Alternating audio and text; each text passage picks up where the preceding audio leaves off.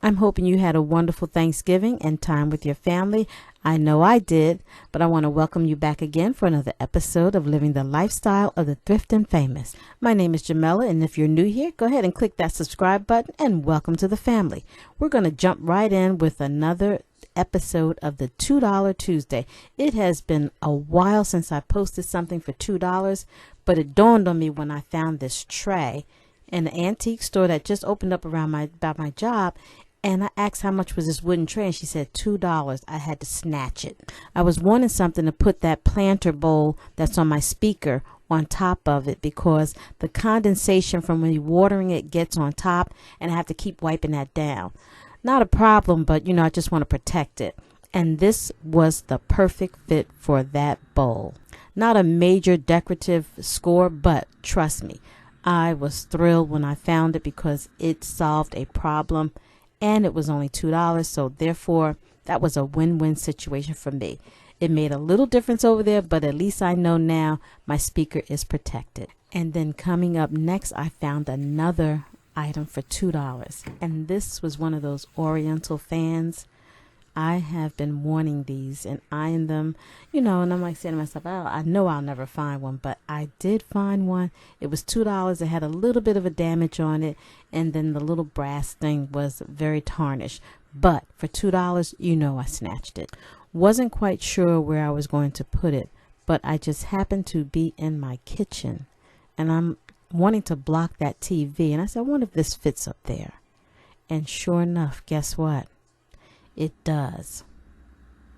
And it covers the TV. Now, I am not a big TV watcher, but it was something about having that TV just sitting there in that wall and the cords hanging. It kind of scratched my nerve a little bit, but didn't because, like I said, I'm not a big TV watcher, but I did like the convenience of having a TV in the kitchen, but I very seldom watch it. And this is an older TV, so it's not like I can just change the screen and make it into like a decorative piece of art. But this did the trick for me, and I was kind of happy and thrilled about it.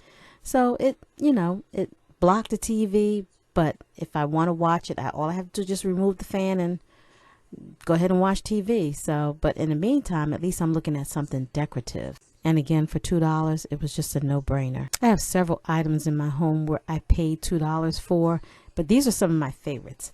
Like this crystal picture frame. It sits in my bedroom, and I love that frame, and that it was perfect for that picture that I have of me, back in the day.